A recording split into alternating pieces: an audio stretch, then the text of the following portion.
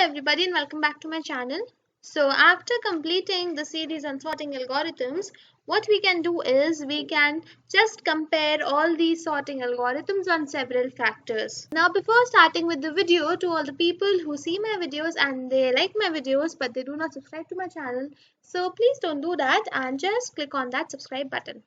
Also, if you want me to solve any particular doubt or question or algorithm of yours, just leave it down in the comment section below with hashtag #CodeMyQuestion and I'll surely get back to you. And to all those people who want short notes for all the content that I upload on my channel, you can go and follow me on my Instagram handle. I upload short notes for all the algorithms and questions that I solve on my channel. So now let's get started with the video. Now talking about time, space and stability, I have already discussed all this in great detail at the end of each video. So if you are not aware about these, so what you can do is you can go to the respective video and in the description box you will find the timestamp to the key points. When you'll click over there, so you will be directly redirected to the point where I am explaining all these 3 points. So now let's start with the 4th column, which is of almost sorted array. Now what an almost sorted array means? Now this says that if I am given an input which is almost sorted array, so how my algorithms are going to react. Now see, in bubble sort we already saw that if my array is already sorted, so the best case scenario is encountered and hence it works in order of n. Now talking about selection sort, we know that we traverse the whole array no matter what my input is, whether it is sorted or unsorted or any input. For any input, we are going to compare all the elements and we are going to have all the passes, and hence its time complexity will be the same, that is of order of n square. Now talking about insertion sort, when my array is almost sorted, the time complexity for insertion sort is order of n. Now you might have a question that when we say that my array is almost sorted or when we say it is not. So if the number of inversions in my array are at max n, which is the total length of the array, then we say it to be an almost sorted array. Now let's see what is an inversion. Now suppose if I have 2 indexes, let it be I and j, where I is less than j and the element at the index I is greater than the element at index j, then we say this to be an inversion. So in case of ascending order, when we are sorting in ascending order, so we see that the number of inversions should be less than equal to n, so that we can say that particular array to be an almost sorted array. So coming back to insertion sort, in insertion sort it just takes order of n. Let's take an example and see how this takes only order of n. Now suppose I have an array like this, where I have numbers like 1, 2, 4, 5 and 3 and their respective indexes are these. So now let's first see how many inversions are there. Now see, 2 and 4 will be an inversion because 2 is less than 4, but the element at 2 is greater than the element at 4. Similarly, 3 and 4 will be also inversion because 3 is less than 4, but the element present at the index 3 is greater than the element present at the index 4. And if you will take any other combination between these indexes and numbers, you will find that apart from these 2 inversions, there are no more inversions in the array. So now let's see how insertion sort will do or will perform in this array. Now see, in this array, we just take our first element to be sorted, so nothing is going to be done here. Now when we come to the element 2, it is going to check with the element 1, and as soon as it checks with the element 1, it sees that it is in the correct position, so nothing will be done and we'll simply move forward with the next iteration. Now in the next iteration, 4 even finds itself to be in the correct space, so it will not perform anything further and we'll go to the next element. Now even 5 will see that it is already in the correct position up till now, so it won't do anything else and it will simply move my cursor forward to the next iteration. Now once we come to 3, so over here 3 sees that it is not in the correct position it will stop once it sees 2 before itself, and only these two comparisons, or only 3 is being moved at 2 indexes. So over here you can see that almost my array is taking almost of order of n number of time over here. So this is an example through which we can say that if my array is almost sorted, so in insertion sort it takes the time of order of n. Now talking about merge sort really doesn't care if my array is sorted or whatever my array looks like. So all the operations are still going to be performed in merge sort. So it's time complexities of n log n. Now talking about quick sort, we already saw in the video that how when we have a almost sorted array, or if we have an array with same numbers, so we encounter the worst case scenario of quick sort.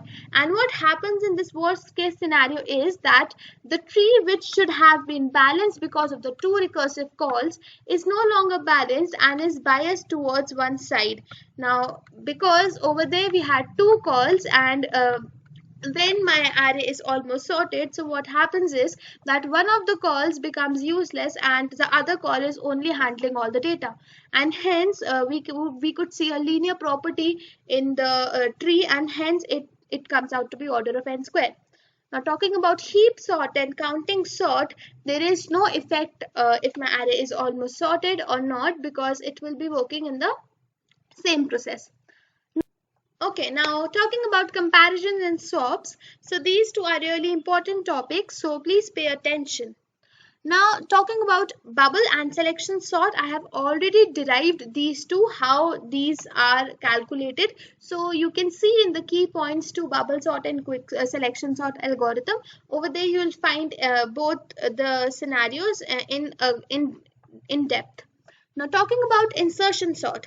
Now see, comparisons and swaps are very much related, so I will be explaining both of them simultaneously. Now first talking about the comparisons of insertion sort, we saw that in the best case scenario when my array is already sorted, so we are just the number is just comparing itself with the previous number, and as soon as it compares it with the last element of the sorted array, it finds itself to be in a sorted place. So only in one comparison it comes to know that it is in the correct place, and no further comparisons are made. And hence in the best case scenario, my insertion sort undergoes only order of n number of comparisons. But in worst case or in average case scenario, what happens is that the number has to traverse all the way to the starting of the sorted array, and hence in these cases we find the number of comparisons to be taking place as of order of n square. And since over here we can see that if in one, or if in constant number of comparisons, if we come to know that the element is in correct position, so the number of swaps are constant, and hence in best case scenario the number of swaps are of order of 1. But when we talk about the average and worst case, based on the number of comparisons, the swaps also increase, and hence we say that for average and worst case scenario, the order of swaps is of big O of n square. Now let's come to merge sort. Now in merge sort, the number of comparisons for the best case is order of 1. So now let's see how in the best case scenario, merge sort has order of n number of comparisons. Now let me take an example for you. If I have two arrays, which are not exactly two arrays, these are the parts of my array which are to be merged. So if these are the two arrays, now see what will happen. First of all, 1 will be compared with 6, and hence 1 will be compared with 4, and we'll select 1 and we'll put it in the array. In the second array where we are going to store the merged array. Now next what we are going to do is we are going to compare 2 and 4, and we'll add 2 to it. Then we are going to compare 3 and 4. So what happens is, after this comparison, and once we place 3 in the final array or in the extra array that my merge algorithm uses, So this array gets exhausted. And now when one array gets exhausted and the numbers that are to be added are only from the second array, so over here we do not need to compare it with any other array because there is no other array left. So we have to simply just place them. So what we can say is that in the best case scenario, that is when my array is almost sorted, the number of comparisons that my merge sort is going to encounter is of order of n, which is big O of n. But let's now talk about the average and worst case scenario.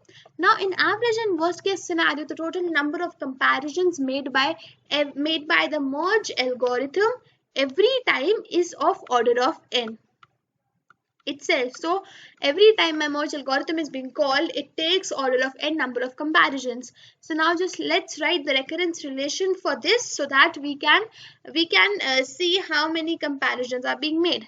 So if I say that the comparisons made by my merge algorithms is Cn, so I'll say 2 times I'm going to call Cn, which is for the 2 recursive calls, and then the number of comparisons made by the merge algorithm is of order of n. So we'll write plus order of n.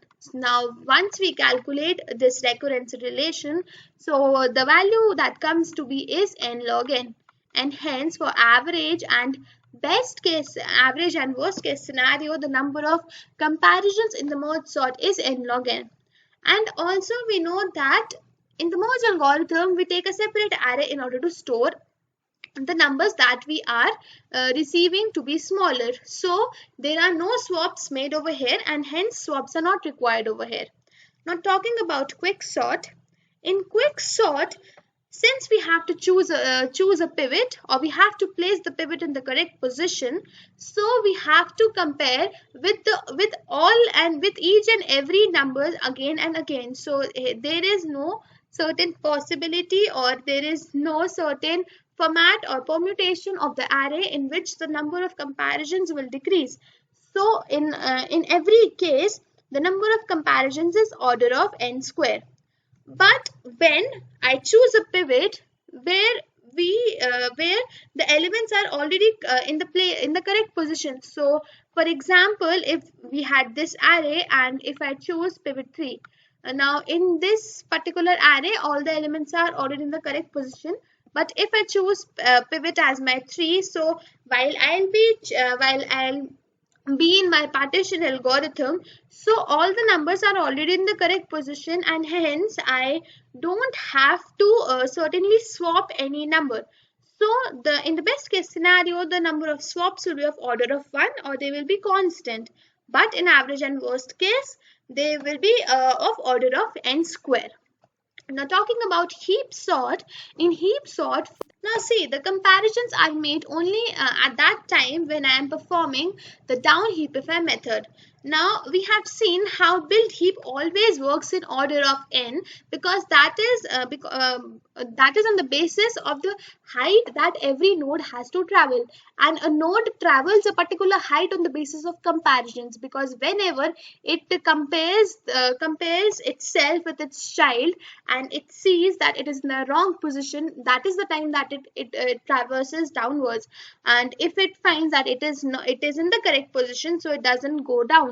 And this is because this is why build heap takes only order of n number of comparisons. And now talking about the main heap sort, so in that what we do is we always just delete the root node, and while we are deleting the root node, what we do is we just simply put the last node in the root node's position, and then we perform down heapify. So again down heapify is being called, and the down heapify can at max go till the leaf node, and hence maximum number of comparisons in a down heapify can be of order of log n, and hence for n deletions the comparisons can be of n log n. Similar, and this is the exactly same explanation for the swaps as well, because when we compare and we find that it is in the wrong position, at that point of time we just swap the two elements, and hence for heap sort the number of swaps for all cases are n log n, where build heap takes order of n number of swaps. Now let's talk about counting sort. Now we know that counting sort is not a comparison based sorting technique, and hence no comparisons are made and also no swaps are made, because we take a separate array in order to find the frequency and the first index of the number where my element has to be added, and hence comparisons and swaps are zero for counting sort. Now let's see what this linked list means. Now up till now all the sorting we have done is on an array, and we just got an array and we had to sort it. But what if I tell you that I am not giving you an array, but I'm giving you the numbers in a form of a linked list and you have to sort it. Now what we have seen is in bubble selection and counting sort, what we are doing is we are just traveling the array sequentially and we are doing the necessary operations. So in these three algorithms, there is no difference. The algorithms work similarly for the array as well as for the linked list. Now you might have a question in mind that even in insertion sort we move sequentially and there is no random access. So what can be a scenario over here? So what happens is we know that in insertion sort we move in the left to right position, but also for every element in the unsorted array we also move from right to left. So the insertion sort works just like an array only when my linked list is a doubly linked list. But if it is not a doubly linked list, so the insertion sort algorithm has to be modified a little. Now talking about the quick sort and heap sort. Now what happens over here is in quick sort and heap sort we need a random access to the certain indexes. Like in quick sort we need a random access to the pivot element, and heap sort also we need random access to the children node. So over here linked list is not really good for these two algorithms, as because it is not possible to have efficient random access in linked list, as linked list is only good for sequential accesses. So you should certainly avoid using quick sort and heap sort when it comes to linked list. Now talking about merge sort, which performs best for linked list, and also merge sort certainly performs better than arrays. Now see what happens is if you want a merge sort to work in n log n, so when in arrays what we used to do, we just used to take an extra array in the merge algorithm so that my merge sort works in n log n, and hence the merge sort with arrays for n log n time complexity became an outplace algorithm. Now when it comes to linked list, you can do the same merge sort in order of one space complexity with n log n as my time complexity. Now see how this can be done. Now if suppose I had two linked lists which are sorted, which is 1, 2 and 5, and let's the other be 3 and 4.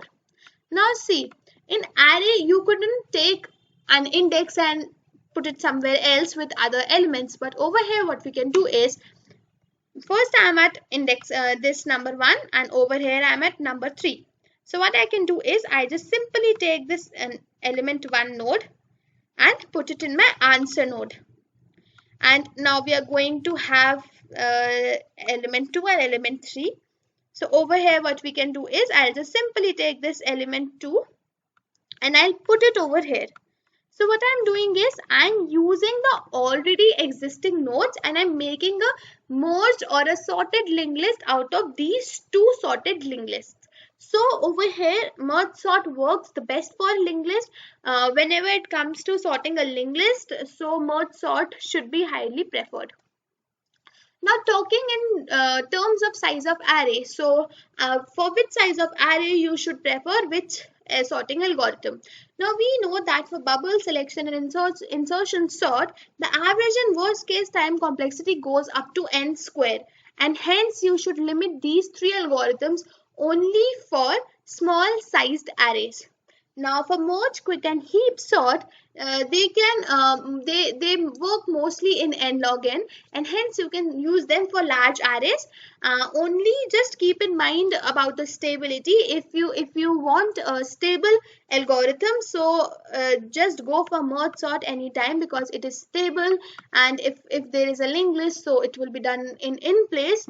And so you can just according to your scenario and all the limitations you have, you can choose your accurate algorithm.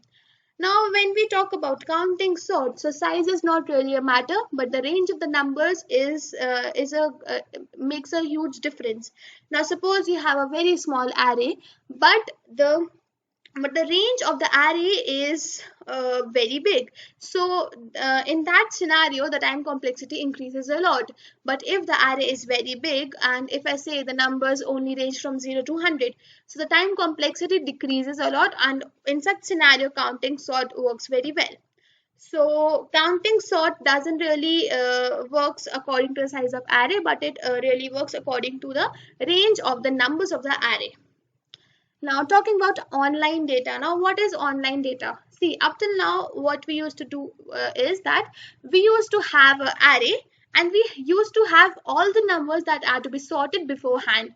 Now, what if I say that you won't have the array as a whole already, but you will have the numbers kicking in some time. Like right now, I just have 5 numbers, so after some time, I'm going to have 4 more numbers, and so on. So basically I have a real time access to data, and the data is coming in real time, so you cannot have all the data beforehand when you have to sort it.